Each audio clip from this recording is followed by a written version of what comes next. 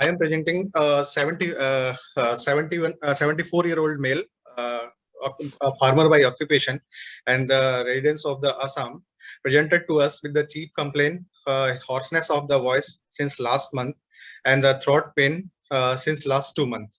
Then we moved to the history of the present illness. In the last 5 months back, he noticed change in a voice, which is insidious in onset and gradually progressive. Initially, it was weak voice. Later on, it's become a harsh in the current situation. Hoarseness is constant all the time. No diuresis, no morning or evening variations. Associated with the throat pain in last 2 months, he isn't comfortable on whispering. So no periodic variation seen. It's remains same entire weekdays. No voice shaken. No history of fever. No history of cough or shortness of breath. No history of any stridor. No history of heartburn or regurgitation. No history of any vocal abuse. No history of any neck surgery, and no history of any dysphagia or painful swallowing of the food. And second symptom is the throat pain, which is acute insight in last 2 months back, which severity is moderate, pricking and irritative in nature, non-radiating, relieved by the medication, no diurnal variation, no history of fever, no history of cough, no history of shortness of breath, no history of any rhinorrhea or watering eye, no history of dysphagia or adenopagia, no history of any earache or headache. And the systemic history, there is no history of any weightless or loss of appetite, no history of any abdominal pain or discomfort, no history of any bony pain or tenderness and tremor, and no history of any similar complaint in the past. So now move to the patient history. Patient had no history of diabetes mellitus, hypertension, TB, hypothyroidism, and asthma. No similar illness in past. There is no relevant history in past. No history of surgical intervention in the past. Drug history: patient is taking homeopathic medicine on and off for throat pain in last 2 months. Personal history: non-vegetarian by diet, no altered bladder and bowel habits, sleep pattern is normal, no non-allergy. He received 2 doses of the COVID vaccine 6 months back. Addiction: patient is a non-tobacco smoker. He is taking smoking history is 30 packs per year. He quit 3 months back. And family history: there is no relevant family history. So move on to the patient general physical examination. Patient is conscious. Wait, Abhishek. Yes. Abhishek, wait. So summarize your history in one line. Yes, yes, sir. Yes.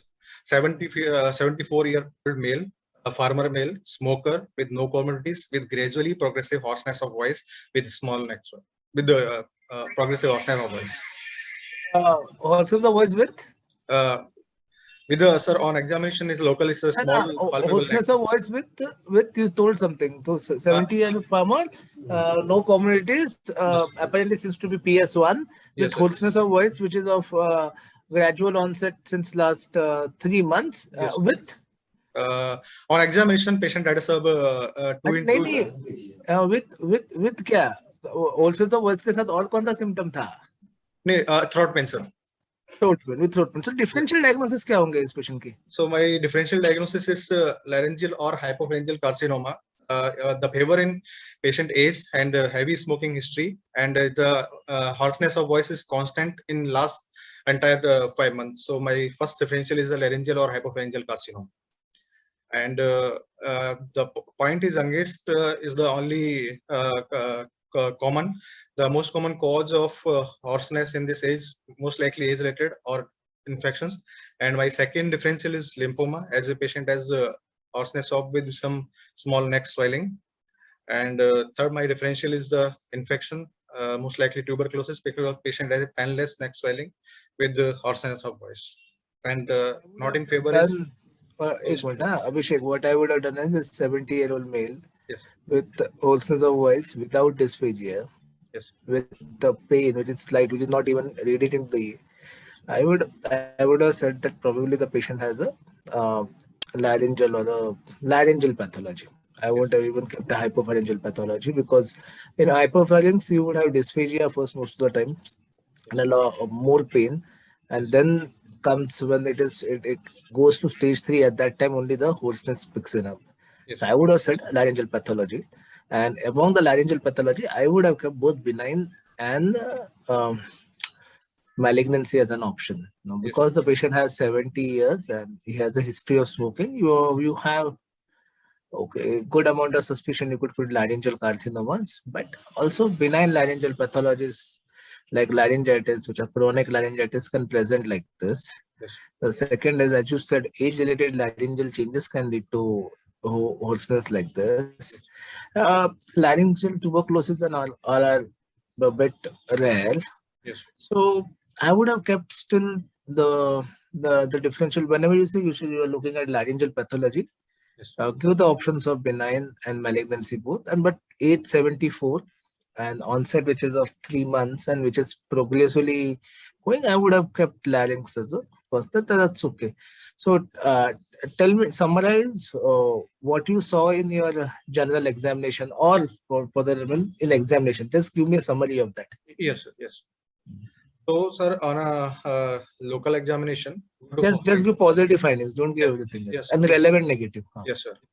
Sir, on a neck, patient had a single 2 into 2 centimeter hard, mobile, non-tender swelling at the level second, with no rise in local temperature of skin, not fixed to the skin or adherent structure, and laryngeal capitation is absent. Okay. So you have absence of laryngeal capitis. Is absent, sir. And you have a level 2 lymph node, and that is on the right side or the left side? It's on, sir, left side, sir. Left side, and it is mobile. Yes, sir. Okay, fair enough. Does the patient have anemia? No, sir. No pallor or no pallor, sir. What about the local examination? And on local examination, sir, mouth opening is adequate with hygiene is good. One small whitish patch over right anterior buccal mucosa, just behind the angle of mouth. So most likely leukoplakia. And no restriction in the tongue movement and no visible growth or ulcer seen in the oral cavity. Tonsils of valid uvula appears normal. What are the findings on indirect laryngoscopy? It's on a direct laryngoscopy, sir. Direct, indirect. How would you do direct? Yes, sir. So indirect laryngoscopy, sir, proliferative growth seen over the right anterior epiglottic fold, rising posteriorly, extending to the right false vocal cord. Mobility is restricted, and true vocal cord is visible, and epiglottis is free. So there is a left-sided epiglottic growth, which is going up to the false vocal cord. Was the true vocal cord involved? No, sir. On a direct laryngoscopy, true vocal cord is not involved. Seen in not involved. Both the vocal cords are mobile. Both the vocal cords are mobile. It's a restricted mobility, sir. Oh, restricted mobility. Both of the left and the right side, both have restricted mobility. Both are restricted mobility. Yes, sir. Right. Okay. So, what is the diagnosis at the end of examination? So it's involves a right area epiglottic fluid. So mostly supraglottis malignancy, sir. Supraglottic carcinoma. You seem to be dealing with the supraglottic carcinoma. What is the likely stage? So on the basis of its mobility is restricted, sir. So it's a T3N1, sir. So T3N1 supraglottic carcinoma. Yes, sir. So there are few things which don't go coherent with your history in this supraglottic. One of the things which can happen in head and neck cancer that normally supraglottic larynx, the hoarseness comes a bit late. Yes. The pain should have come earlier. The change in voice is not actually hoarseness, but change in the texture of the voice. Okay, so classic hoarseness doesn't occur till your vocal cord gets involved in a supraglottic. So it's more of a change in texture which you get. It's a bit rare for supraglottic larynx to involve the glottis, but not involve the pariform sinus. So if you look, this is the pharyngeal wall. This is the pariform sinus, and this would be the location of the supraglottis. The supraglottis is anatomically very close to the pariform sinus. So Yes. if supraglottis from here goes down and involves the glottis, but not the pariform sinus, it's a bit rare. It actually shares an anatomical wall with it. So in most scenarios, it should have involved the hypopharynx also. Yes. Okay.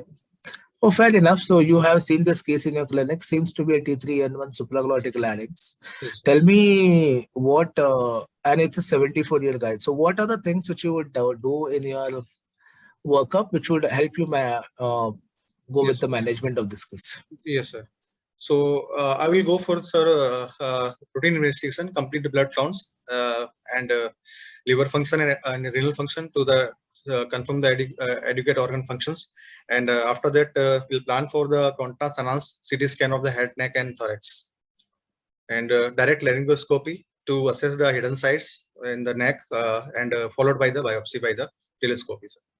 So if I was giving an exam, I would place it a bit late different. So I would say I would subject the patient for a CT scan of that would be a contrast CT scan of the head and neck region with the which up to the thoracic inlet. If it's an N1 lesion which is up to the level 2, the chances of involving the chest are very rare.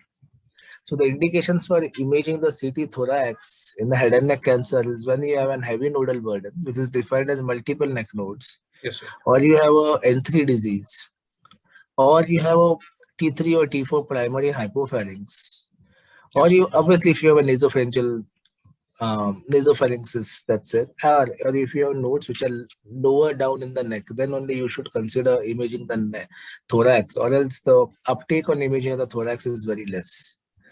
So I wouldn't have done a CT thorax. What I would have done is I would have got a CCT head and neck done for the patient. Yes. Before doing the DL scopy, because DL scopy when you do and if you take a biopsy, it would cause mucosal alterations and which are difficult to pick up on a CT scan. So I would do that. After that, I would subject the patient to do the routine test which you told. Along with I would get a chest X-ray done and a ECG done. That's for fitness for getting a DL scopy done. Yes, Would sir. look at the DL scopy. So what I would tell is I would do the mucosal mapping of the disease with the help of a DL scopy, and which is important in larynx to know exact mucosal extent of the disease. I would look at the mobility of the vocal cords. I would get a look about how down it is going in the hypopharynx, how down it is going in the larynx, how up it is coming up to the tonsil, or from the area of it has this encroached into the vallecula. The CT scan would be specifically there to look at a few more things. A CT scan would look at whether the pre-epiglottic space is involved or not. What is the status of involvement of the laryngeal cartilages? Along with if you can palpate a single node if there are more nodes which are involved. So these are the specific things I am looking at CT scans. Along with that, there is another core disconnect between your history and examination finding. You told that laryngeal crepitus is absent. Yes. Normally larynx, so you check the laryngeal crepitus by keeping your 2 fingers and moving the larynx like this. And at that time, you feel a grunty kind of a feel when you move the larynx against. And the larynx actually is moving against the prevertebral fascia. So if the laryngeal crepitus is absent, which actually suggests that maybe probably the prevertebral fascia has got involved. Yes. Yeah, or if if the mobility is restricted, definitely which suggests that the prevertebral fascia has got involved. So you would do a prevertebral fascia is involved. So you would looking at CT scan to look, but again, your examination finding doesn't support that. For the involvement of the prevertebral fascia, the disease should have crept into the pariform sinus and gone up to the posterior frenulum, and then only the prevertebral fascia is behind the posterior frenulum, then only the prevertebral fascia would have got involved. So that finding is a bit discordant. That's okay. Sometimes you can have such discordant findings. So that's way. So I would have done for staging. I would have done this mucosal staging. I would have done a DL scopy.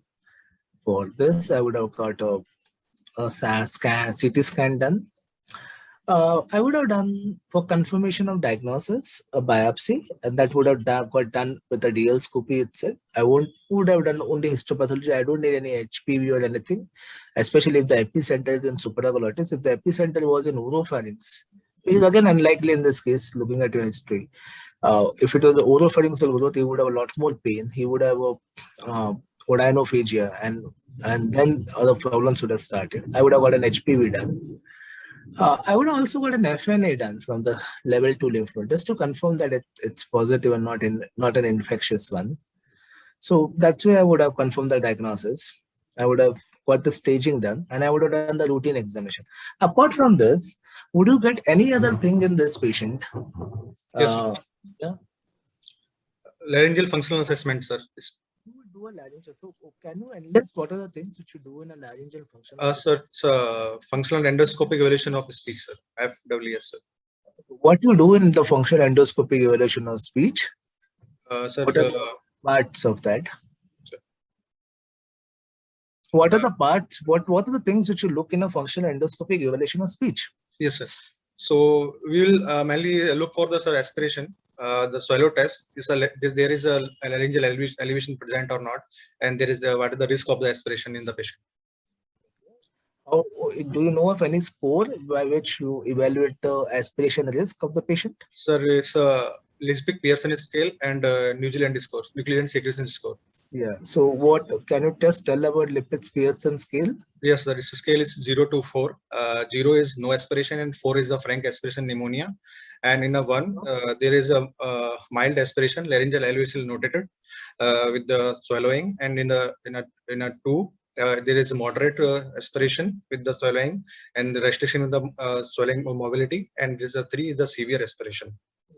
That's good. So what the way you in a larynx or a hypopharynx case, one of the intention of your treatment is to see whether the organ can be preserved or not. Now, there's no point in having an anatomical preservation of the organ if it is at risk of aspiration. So you would need a functional organ preservation. Now, a functional organ can be preserved only if the functions of the organs are already present. If the functions of the organs are deteriorated, then you cannot preserve that organ. So in the history, you should be clearly asking about whether there is any history of cough while taking fluids or any history of recurrent admissions with chest infections, which means that clearly the patient is aspirating. That's one. In examination, you should be looking at the chest, especially in a supraglottic larynx, if there is any clefts or rhonchi, which are unlikely. If the patient has clefts or rhonchi, he would tell you that he would have symptoms, but it's a good thing to look at that.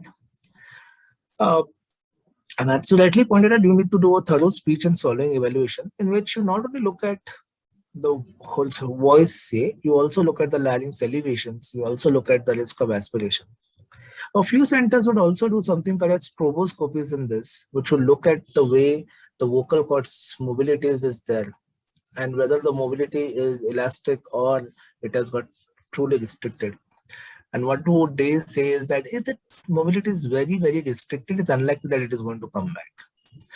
So this is an important area where you get whether the organ is functional or non-functional. And your treatment management changes. If the organ is non-functional, there's no point in going for organ conservative approaches. You would directly go for a laryngectomy. Yes. If the organ is functional, then you have the choice of still undergoing a laryngectomy, but you can give a choice of organ preservation to this patient. Anything else you would do for this patient? I would have done a geriatric assessment in this patient. This is a 74-year-old. Yes, sir. And he doesn't have apparent comorbidity. Looks performance status 1 on whatever you told. Yes. I would have got a complete geriatric assessment to see what is his risk with polychemotherapy, monotherapy, and looking at his psychological aspects, social aspects, and everything. Yes. Because whatever treatment you offer, even if you do surgery, it's a T3N1, you require at least surgery followed by radiation. And if you go for an organ preservation protocol, it would be CT-RT at least, or a neoadjuvant chemotherapy followed by RT. Yes. So this is it. Okay. So what were the DL scopy findings in this patient? Yes, sir. The DL scopy, sir, also peripheral growth involved the medial and the anterior wall of the right piriform sinus, and lateral piriform sinus wall is normal. Region is reaching up to the till apex of the piriform sinus, medially right arytenoid, AEF, retroarytenoid area, and posterior cricoid area, cricopharynx and the involved, and the sphincters are normal. Superiorly involved pharyngoepiglottic fold, and vallicula, base of tongue are free, and base of tongue is supple on palpation. Okay, so things have changed on your DL scopy findings. This yes, sir. more like a hypopharynx now, and which is also goes in along with the way your history was. What is surprising? What you didn't have a history of dysphagia in this patient, but that's okay. Tell me what were the finding on the CT scan? Yes, sir.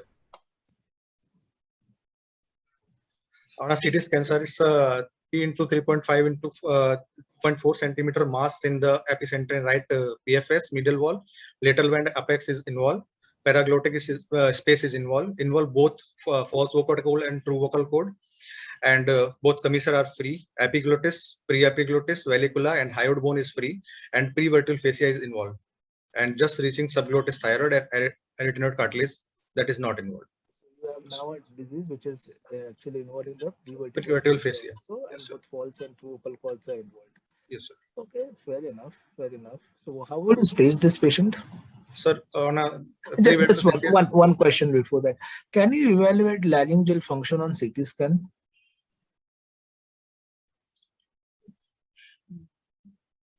Okay, yes, you can evaluate laryngeal function on CT scan. You can do a thin slices of CT scans at the level of the larynx itself. You can ask the patient to vocalize, to abduct, adduct at the time of CT scan and see how much these movements are happening. So you can also evaluate the laryngeal functions at the level of CT scans. yes, Okay, yes, sir. so fair enough. In this patient, what is the stage now? Sir, it's a T4B N1N0. Okay, so let's take the next 5 minutes on discussion on a T4B N1 hypopharynx, which is primarily located in piriform sinus. Yes, sir. What is your goal of treatment in this patient? A 74-year-old gentleman who has no comatose PS1, and let's say he's fit on geriatric assessment Yes, sir. with a T4B N1 lesion. Yes, sir. So it's a T4B lesion, sir. So it's unresectable at present. So the goal of treatment is palliation. So on the patient, his PS is good. PS is COG performance is status is 1. So we can offer him patient definitive CTRT. So your goal was palliation. So why would you offer Sorry, definitive CTRT to this patient? sorry, sir. Palliative RT or palliative chemotherapy. Okay. So I would have treated the patient slightly differently. I would agree that the patient has a T4B, prevertebral fascia is involved, which means surgery is out of question. So for a hypopharynx to be surgical resectable, a few things should not be involved. One is that should not be going up to the skull base, not be involving the prevertebral fascia. It should not be encasing the vessels. And the patient should be fit for surgery. If all these three things are there, you can knock off the hypopharynx. So let's take this example of the T4B N1, which is unresectable. Okay, I would have given neoadjuvant chemotherapy to this patient, and I'll tell you. And I would have looked at the response of to neoadjuvant chemotherapy in this patient, and accordingly would have decided my further course of action.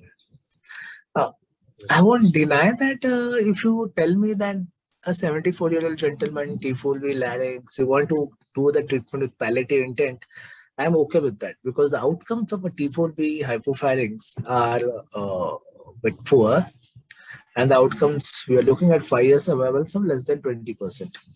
But knowing that the patient is genetically fit and PS1, I would have done this way. If the patient's performance was PS2 or a genetic assessment scale came that is not that good, then I would have definitely done. So I would have given neoadjuvant chemotherapy in that. So let's talk about these T4B tumors, which are unresectables. What is that outcome with CTRT? Let's say that someone wants to give CTRT in this patient. Yes, sir. What is the 5-year outcome with CTRT in T4B hypopharynx cancer? Yes, sir. 5 year survival, sir, in T4B cancer patient is around 8 to 10%, sir. Okay, 5-year survival is 8 to 10%. And what is the median survival of a T4B? Sir, it's a 7 to 8 months, sir. 8 to 10 months, sir. Yeah, that's correct. The T4B has a really poor prognosis, and that's the reason why if you suggest a palliative intent treatment in this patient, I'm okay with this, but few patients do benefit, and that's the reason why. So you can start with a chemotherapy, which is a neoadjuvant intent at the start, and see the response and then decide. Even if the patient gets a CR or a PR, you would be treating the patient in this situation only with radical RT, because concurrent CTRT in this situation is unlikely to be tolerated by this patient. So my next question goes, let's say that this patient was T3N1 only. Yes, Okay. sir. Yes, sir. For next 3 minutes of discussion, what would have been your strategy, and what organ preservation is intended? What would be your strategy? Yes, sir. A patient is a T3N1, sir. So we can plan for the induction chemotherapy and see the response. A patient in CR, so consider for the radical RT. In less than in a PR patient, then we can offer surgery or CTRT. and is the less than PR, so we can consider for the surgery. So induction chemotherapy followed by response assessment. So traditionally in hypertension one side where induction chemotherapy has a definitive role, and you need to for T3 and T4 tumors need to provide induction chemotherapy, and a further treatment needs to be based on induction chemotherapy response. Like classically, it says that if the patient has a CR, then only consider him for if it has a CR, it's only radical RT. If it's a PR, you can go for CT-RT, and if less than that, it actually is surgery. Why not go the patient for directly for CT-RT in a CI hyperparathins? My radiation colleagues who you had done a radiation prior, you would have treated hyperparathins with the CT-RT regimen. Why don't we go for directly for the CT-RT in this patient? Why you suggest induction chemotherapy? That induction chemotherapy, sir, that median survival is good than that done in EORTC. They give him patients just 5 weeks followed by the response they found. So the issue here is, Abhishek, that induction in hypopharynx specifically, okay, in hypopharynx, the data which came in 1996 for Lee Febvre's group, the EORTC study, was comparing surgery versus induction followed by RT. Yes. It was never CT-RT. So the standard always has been in hypopharynx induction followed by RT. There is no head-to-head trial which in hypopharynx has compared CT-RT versus induction followed by chemo. There is no head-to-head trial. So most of the times we look at data from other trials. So these two trials like called DECIDE and PARADIGM, which compared CT-RT versus induction followed by CT-RT, they had very few hypopharyngeal patients. So they are not actually relevant in the schemes of things of hypopharyngeal cancers. There's one study which came from there are actually two studies which came from the Vortec group, French group basically. And one was by Dr. Gia, in which what she did was compared induction followed by CT-RT versus CT-RT. And that had a good chunk of hypopharynx cases, which actually showed that there is benefit of induction chemotherapy. Yes, okay, yes, and what also it shows was if you give induction chemotherapy and then if you have to do RT, yes, and if you want to add a radiosensitizer, it needs to be a biological therapy and not a cisplat, because the too much cumulative dose of cisplatin happens, which leads to a renal compromise. Okay. Yes, sir. So in hypopharynx, the additional data always has been weighed in favor of induction chemotherapy followed by RT. Someone says, I want to do CT-RT. That's absolutely not wrong, I would say, because if you look at the NCCN, the first recommendation of category 2A is for induction followed by RT or induction followed by responsible and according to you.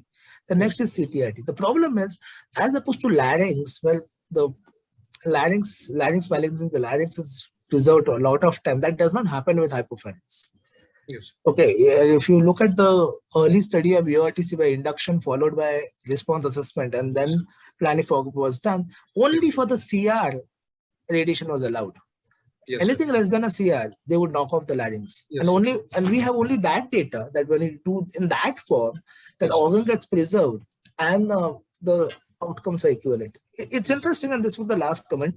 When you look at the Lee Febvre data, especially the initial paper which came in 1996 in JNCI, you would see that it is reported as a negative trial. But when you look at the results, the outcomes with if the whole, do you have that paper's Lee Febvre's paper's diagram with you? Yes, sir, I have, sir. The survival curve of Lee Febvre's original paper, 1996. Yes, sir. Not the one 5 you years. have to. Yes, sir. If the host can make, Abhishek, can you share that slide? Yes, sir. That was the last comment, and then we wrap up with your this. It's 8:30 already. We'll go for the next case. Yes. Nitesh, you be prepared with the next case. In 2 minutes, you're on. Yes, sir. Yeah.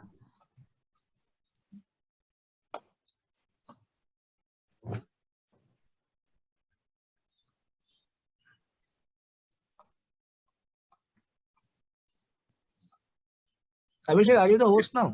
Sir. Can you share that paper? Just show the diagram of the survival curve. It's an interesting thing because normally people read abstract and get the inferences from abstract, and this is one of the lessons which you must learn, that you must read the whole paper. The survival was much higher in the NSAT arms. The median survival is higher. The 3 years, 4 years survival is higher. It's that after 5 years the curves come together in this study. and we always keep saying, so this is the 14-year survival. I wanted you to show the paper 1996 curve. So this also actually gives you an idea. If you see at the chemotherapy level, and if you look at the median, draw a line at the 50 level. 50 पे draw a line draw करो. नहीं ये नहीं, ये पुराना, ये अभी का पेपर है. Yes. पुराना वाला नहीं, 1996 वाला नहीं. कोई बात नहीं. OS का डायग्राम पे क्लिक कर दो. If you look at that, the median level 50, can you just put your this at the 50 पे ये करोगे 50 हाँ. हाँ, वहां से एक स्ट्रेट लाइन ड्रॉ करो. हाँ, हिलाओ मत रे. हाँ, आराम से, प्यार से. हाँ, जाओ स्ट्रेट जाते जाओ. हाँ, जाओ आगे. If you see surgery, the median survival is around 2 years. जाते जाओ आगे. Yes. जाते जाओ. If you see with a neoadjuvant selection, this is around 3.5 years, and this was exactly what was reported in the original trial. Yes. But at the end of 5 to 6 years, come down to 5 years, the two curves started merging. So in long term, it seems that there is not much difference with this, but in short term, there was definitely a benefit of neoadjuvant chemotherapy over surgery also. Now this is common, even if you look at the paper of Larynx RTOG 9011, which compared RT versus CTRT versus NSAID followed by RT, the curve is same. The slight separation is there, but at the end of 10 years, all are merging. In fact, the NSAID followed by RT curve is on the slightly at the higher side. Two things which you must remember: hyperpharynx is bad, so give induction and see the response, and then only select for organ preservation. Yes. In this study, only 30% patients could undergo organ preservation, and that time, at the end of 10 years, your survivals are going to be around 20% only in hypopharynx, whatever strategy you take. So this is an active area of research where you need to do some research to improve the outcomes. Yes. Among the patients who survive after organ preservations, only so when 30% could preserve their organ, out of them only 30%. So another 10% only actually go ahead with their preserved larynx at the end of 10 years. Okay, with that, we close this session for Abhishek. Pritesh, you can start. Sir, one thing I want to ask, sir, that McKenzie you stop sharing and then yes. let Pritesh share. Yeah. Yes. Okay, what is the question? Sir, in the McKenzie sharing stop कर दो, sharing stop कर दो, Abhishek. Sharing stop नहीं हुई है, so that Pritesh can share if he wants to share something. Pritesh, you can go ahead and share things. हाँ, बोलो. McKenzie analysis का क्या सवाल है? That they show the benefits of 5 year in with the NSAIDs are 8%. So they compare their result with the CTRT, sir, or only surgery? Whenever you look at any meta-analysis, now you should look at what trials were included in the meta-analysis. So I'll give you an example. Whenever you look at McKenzie analysis, you say cisplatin survival benefit is only 6.5%. Understand that when you're looking at a stage 3 hernia head and neck cancers, yes, sir, you give RT adjuvant to all patients, there is no survival benefit. Yes. Okay, getting a survival benefit in any cancer is very important. So normally it translates, like if you get a 20 to 30% EFS benefit, then only you get a 7 or 8% survival benefit. So that 6.5% survival benefit is important. That's first. Second is, when you look at the meta-analysis trials which are included, they will include those trials which had bleomycin as the radiosensitizer, all sites of different variable heterogeneous regimens, which we even would not practice today. We all know that among the regimens, it's the cisplatin monotherapy or carbo-5-FU polychemotherapy, which is important. And in practice, you're going to give cisplatin chemotherapy. And so you must know what was the benefit, survival benefit, cisplat. So when you look at the survival benefit of cisplat and the hazard ratio transfer, it tends to be around 10 to 12%. Yes.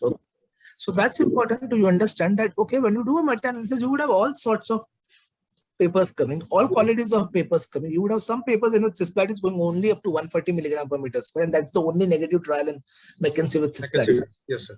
So you need to focus only on trials which have 100 milligram per meter square of cisplatin given and in the right way.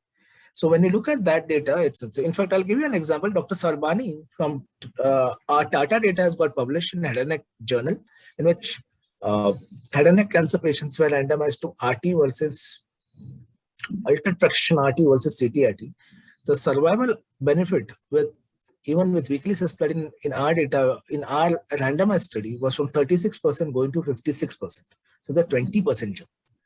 So it's good to quote meta-analysis, but you must remember that meta-analysis is only as good as the trials which are included in the meta-analysis. If meta-analysis trials are included, not so good trials, then you won't give results.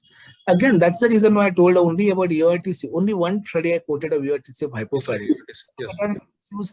They use 10 patients from here, 10 patients from here to talk about hypopharynx. That really doesn't give any idea about it. So, for example, in DECIDE, they have used 5-FU hydroxia regime as induction. In Paradigm, also similar. So, very limited studies which are done with what we do at practice. So, my advice will be always for, if you're reading head and neck cancer, for hypopharynx, you can read McKenzie, but for hypopharynx, read studies which included predominantly hypopharynx. For larynx, read studies which are predominantly laryngeal cancers. For oral cancers, again, McKenzie analysis is not good because oral cancers were very limitedly included in McKenzie analysis. It's good for getting interpretation of oropharynx, basically because it's a North American and European disease which has very good oropharyngeal content. Okay, now with that, we'll go with Pritesh. Pritesh, Yes. Summarize your case in 3 minutes. Okay, sir. So, 42-year-old female, resident of Thane, right-handed, no comorbidities, evaluated in June 2021 with complaints of 1 episode of involuntary movements and left-sided weakness. The involuntary movements were sudden in onset, involving both upper and lower limbs, associated with loss of consciousness, which lasted for about 2 to 3 minutes with tongue bite. Regained consciousness with no post-ictal confusion, passed stools in clothes.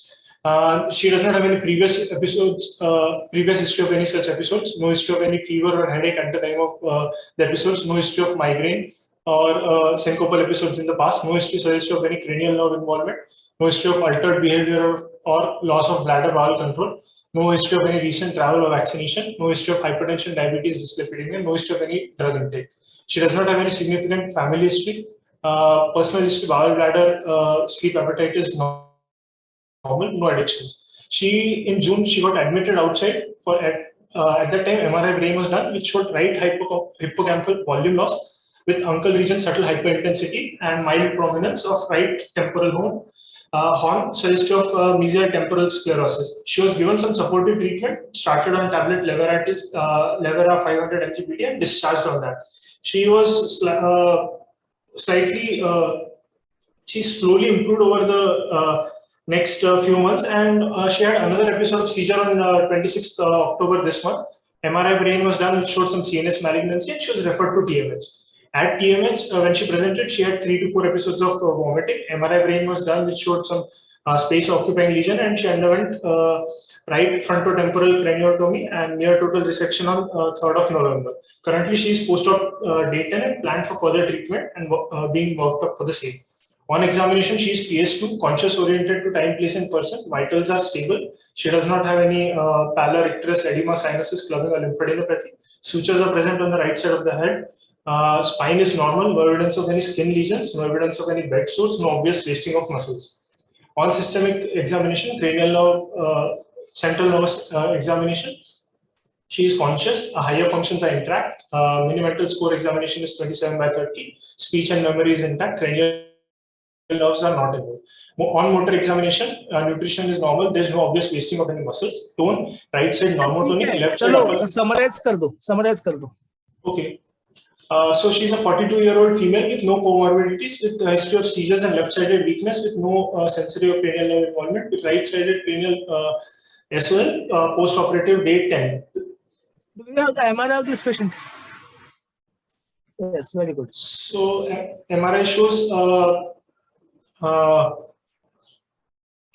heterogeneous lesion in the temporoparietal lesion with thickened margins and necrosis within and surrounding edema is present. Okay, fair enough. What do you think this is? Considering, I mean, this looks like a glioblastoma multiforme, grade 4. Okay, I say that this is a metastasis. Prove me wrong. So metastasis will have generally have round borders. This has and it will be more homogeneous as compared to this lesion, which is more heterogeneous, and the borders are thickened and irregular. Okay, I would say that this patient has an RCC, and in which you could get such irregular borders, and you could get such shaggy things also, and you would get some heterogeneity also. How would you prove me that it is not that? No clinical exam. I mean, okay, so what you must say, Pritesh, is what you said is correct. The patient has an SOL. She's a 42-year-old female. She had an SOL, and that's the reason why you got her operated. Okay. So first of all, the way you can, so never say that this is only glioma. Always keep METs as one of the differential diagnoses. That would be my advice. You would be surprised with the way, because if you say 100 brain tumors, 60 to 70 of them will be METs. Okay. Yes. Out of the 30, 20 will be glioma, and 10 will be rest of the things in adults. Okay. There are a few things which go against this being a METs. First of all, the age being 40. Okay. Yes, sir. So that goes against METs. The onset being gradual again goes along with METs. Second is that she had a history of seizure, again goes again METs. Okay. So your METs normally originate in the gray and white zone border area. Okay. So involvement of the cortex with presentation and seizures in METs is relatively rare. Not that it cannot happen, it's relatively rare. So those are the pointers on history which probably told you it's a glioma. So always remember that if a middle age or a elderly who has a new onset seizure comes to you, the patient has its gradual onset or even sudden onset, you do not just think of an epilepsy disorder. Get an MRI done to rule out a pathology in the brain. Okay. Yes. Yes. So it can be a METs, it can be a glioma.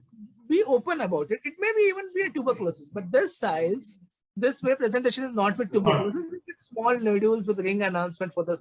So what you would be dealing here first is glioma. What goes in favor of glioma is what you said is good. It's irregular. It has the shaggy borders. It is heterogeneous. You could see there is edema also, but that edema is limited. If this was the size of the METs is a disproportionately large edema. Okay.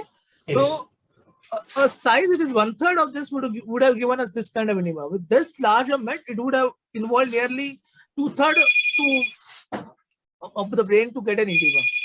Yes. Edema is pushing the. If you see, can you go to the second picture? Second picture. Can you show me the lateral ventricle in the second picture? Yeah. See, so there is a swelling, and that lateral ventricle, on the right side, if I may say that, has got squashed. Yes. Okay, the swelling is going on to the other side. So this patient has a SOL in the brain, which may be METs, which may be glioma. It's associated with edema. It's associated with heterogeneity, and it's squashed the lateral ventricle. So in all probability, this patient should have undergone a surgery, which should have been immediate to relieve the pressure to get a histopathological diagnosis. Right. So let's say it is glioma. So which are the gliomas which would be, you actually said correct at this age, you said that probably this is a glioblastoma multiforme, and looking at the picture, I would say glioblastoma multiforme. But if you would have given me only the history of 41-year-old female and with seizures as the presentation, I would have kept a differential of oligodendroglioma. Low. Okay, not low grade, oligodendroglioma grade 2 or grade 3. Okay, the reason being, oligodendrogliomas have this tendency to come in, females have a tendency to come in frontal and temporal, and tendency to be associated with seizures, and the most of them associated with cortical thickenings. What actually would go against the oligodendroglioma in this history is that the history is very long. So the husband would have noticed that she's fighting for long. Most of the husbands actually think that the wives fight for long, but that's okay. So would notice that there is subtle changes in the behavior, subtle changes with the way the person perceives, and there would have been a longish kind of a history in this situation. But that, so looking at that, I would agree with you that likely to be a GBM. Okay. Yes. Would you do any perfusion or spectro which would have helped you in this diagnosis here? spectroscopy would help. So you would do perfusion scanning for this patient. In malignancy, the perfusion scan will be hyperperfused. That doesn't help you with brain mets versus here, but it tells you that there's hyperperfused. I would have done a spectro also in this patient, which would have told me that there are markers which are there for destruction of neurological, or which suggests that choline is marker, then acetyl marker, which would have told me whether there is a destructive pathology or there not. It again won't have helped me with respect to whether it's a METS or not a METS. So it would have told me whether it's a neoplastic pathology or not, and that's the reason why we get a it done. Seeing that, don't be afraid if this comes out to be an RCC METS with a small RCC. Melanoma METS can very well present like this. Okay. Okay. Okay, that's it with your case. So that's good. That's good. So you would have done maximum safe resection in 2 lines. What would be the next treatment for this patient? You can stop the sharing of the slides. आगे का treatment क्या होता है इस case में? So we give radiotherapy with temozolomide for 6 months. Radiotherapy 60 gray and 30 fractions. And temozolomide, concomitant temozolomide till radiotherapy is on. After that, monthly for. What is the dose of concomitant temozolomide? 75 milligrams per. Okay. Tell me a few side effects with temozolomide. Hematological side effects, neutropenia, anemia, liver dysfunction can happen, and rashes can happen. And anything else? Especially during concurrent, any infection can happen. You give any prophylaxis? Pneumocystis infection risk is high, so we give subcon prophylaxis. So, last two questions. One, you said liver function derangement with temozolomide. That's perfectly good. What is the characteristic of the liver function derangement which you see with temozolomide? Okay, so I'll give you. It mainly happens in the first cycle with an elevation in AST/ALT. It's initially is asymptomatic, but it can very well be a fatal. Okay, only 1 to 1.5% of deaths have been seen with temozolomide, which can be because of fatal hepatitis. So it actually has a warning with it. So you need to, at least for the initial cycles, especially for the first cycles, you need to see the LFT at baseline. You need to see LFT in the mid cycles, and you need to see LFT even after completion of your CTID after 3 to 4 weeks. Okay. So remember that LFT derangements can happen with tumors. They are rare. They happen only in the first cycles, and you need to monitor it because initially they are symptomatic, and in the trial setting, the patients have now lost their life because of hepatic derangements. The neutropenia, which happens with temozolomide, also has few classic things. Most of the time, this neutropenia happens in a female. They are sudden, and it can lead to quite bad febrile neutropenia. So you should be alert when temozolomide is taken by a female and she presents with low counts. These are the patients who can go in the risk of having a sustained suppression with temozolomide. Okay. Yes. So that's it with temozolomide. 6 cycles or 12 cycles? 6 cycles. There's no additional benefit of 12 cycles. That is good. Even doing Tata, we give, if the MGMT methylated, we give 12 cycles. Non-methylated, we give 6 cycles. There's an Italian study which after the patients had received 6 cycles, and if they were non-progressed, they randomized to 6 more cycles was the observation. There was no benefit of giving 12 cycles. So at present, it states that GBM, it would be RT, conformal, focal conformal RT with temozolomide followed by 6 cycles of temozolomide. Fantastic. Venkatesh, you are the next one. Okay, George, sorry. So, can you see my slides, sir? Yeah, we can see your screen, George. So 5 minutes, just tell us about masticator space. Okay. Yeah. Yes, sir. So normally you take a molecular thing, but I thought masticator space is very important, especially if you're in India. It said that out of 100 malignancies you would see in your practice, around 20 would be oral cancers, and most of them would involve the masticator space. So let's learn about masticator space from George in the next 5 minutes. George, start. Yes, talk only about the space, and don't talk about all other spaces which are trying to show up superficial and deep. Yes, the superficial neck is has two fascia, the superficial and deep cervical fascia. The superficial cervical fascia is what you see in the yellow. It covers the whole of the neck, and this is the platysma. The deep cervical fascia is divided into again superficial, middle, and deep layer of deep cervical fascia. So what you see in green is a superficial layer of deep cervical fascia, which encases the sternocleidomastoid. Posteriorly, it encases the trapezius and it attached to the spinous process, and it covers the whole of the neck. The middle layer, it includes the pretracheal fascia, which covers the larynx, pharynx, and esophagus. And the deep layer of deep cervical fascia encompasses the prevertebral muscles, spinal cord, and the vertebra. So the masticator space is a deep compartment of the head and neck, and each space is enveloped by the superficial layer of the deep cervical fascia. And the superficial layer of deep cervical fascia, it splits into two. The inner layer runs deep to the medial pterygoid muscle and attached to the skull base, medial to the foramen ovale. And outer layer covers the masseter and temporalis muscle and to the parietal calvaria. And masticator into suprazygomatic masticator space and infrazygomatic masticator space based on the location.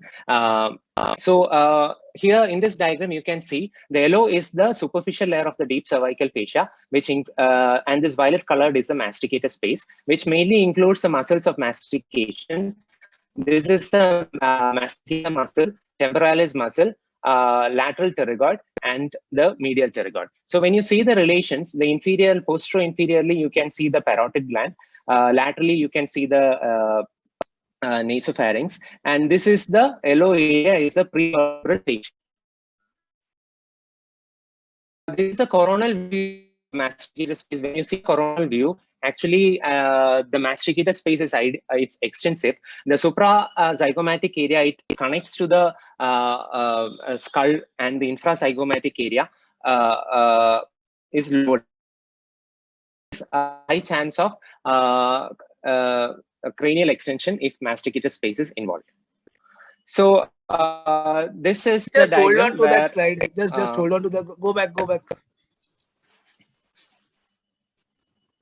back, George. Go back. Yeah. Just show the masticator space to me. This one, violet. Yes. So this is important that the infratemporal fossa is actually a subset of the masticator space. Okay, and there is. So this is what you are seeing in the coronal axis. Show this in the. Do you have a diagram of this in the axial plane? Yes, sir. Yeah, let's show that. Yeah, good. So you could see that this is at the level of maxilla. Do you have anything below that at the level of buccal mucosa? Or go back to that CT previous. images I have, sir. Just go back to previous one. That MR image. No, not this. The previous one. No, not that. Go back. Go ahead. Sorry, go ahead. George, go ahead. Yeah. Keep this. So keep this. Go back. Just go back. Go back. No. One more back.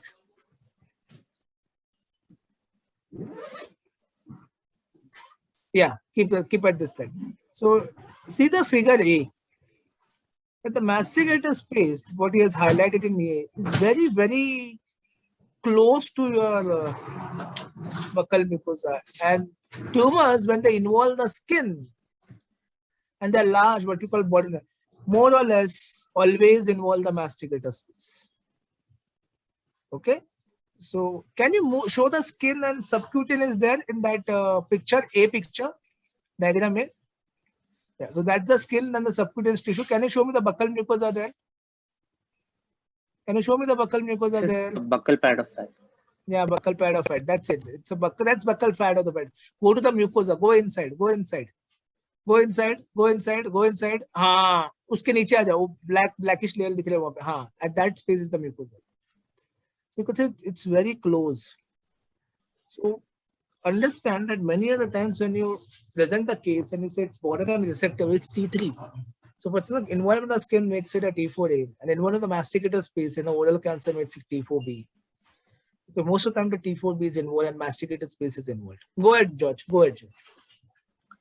Yes, sir. And So the here, importance of the masticator space involvement is that it gives them direct access to reach the skull base. It gives access to all the neurological things which are going up in the skull base. So tumors can tract along this upwards and very easily become unresectable. Go ahead, George. Here, the superficial layer of the deep cervical contains the involved structures, which is masseter, temporalis, mandible, medial pterygoid muscle. And in the coronal section, you can see the thin arrow is the foramen ovale from which the mandibular nerves pass. And from in this diagram, you can also see the close relation with the white dots. This is the buccal pad of fat anteriorly and with a parotid in the posterolaterally. And the parapharyngeal space, this is the black dots, that is a parapharyngeal space medially. So contains muscles of mastication, ramus and body of mandible, V3 nerve, mandibular division of trigeminal nerve, inferior alveolar nerve, inferior alveolar artery and vein, and pterygoid venous plexus. So boundaries I have told before. This coming to the attachment of the medial pterygoid, this is the pterygoid plates. This is the lateral pterygoid process and the medial pterygoid process. So the medial pterygoid gets attached to the lateral medial boundary of the lateral pterygoid, and lateral pterygoid gets originated from the medial boundary of the lateral pterygoid process. So clinical implications are tumor infiltration along the mandibular nerve. It may cause trismus, spasm of the masticator muscle, and perineural spread. So this is a contrast enhanced axial CT scan. It shows a tumor in the retromolar trigone that invades the medial pterygoid muscle. So the medial pterygoid muscle is enlarged, which can be seen by the black arrows. So also note the heterogeneous attenuation of the muscle when compared to the opposite side of the medial pterygoid muscle. So this is the oral cavity tumor in the oral cavity. This is another CT scan of the oropharyngeal mass that it extends to the parapharyngeal space and it extends to the left masticator space with extensive destruction of the mandibular ramus.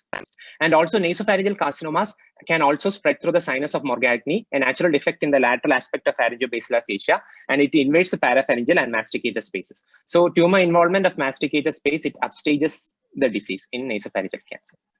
So another thing is the head and neck malignancies, it spread along the neural sheath, a phenomenon known as perineural tumor spread. So primary or secondary tumor extension of the masticator space, it may extend intracranially along the mandibular nerve through the foramen ovale. And neuralgia of the lower face, lower jaw, and weakness of the mastication muscles are the most common symptoms associated with tumor involvement of the mandibular nerve. On CT, the imaging findings suggestive of perineural spread include widening or destruction of the neural foramina or canals and excessive enhancement of the nerve.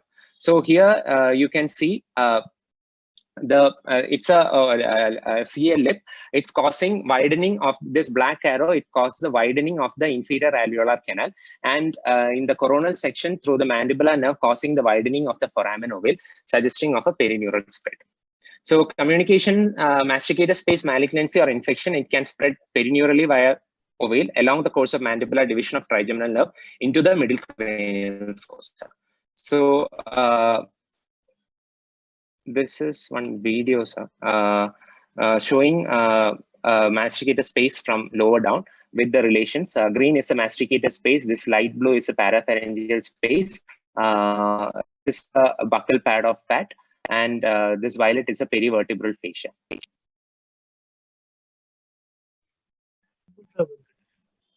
Good job. Good job. Thank you. Anyone, you can stop sharing. If you have any question, we'll take, or else you can go to your clinical routines. So if there are no questions, it's 9 o'clock. Thank you, everyone, and enjoy your day.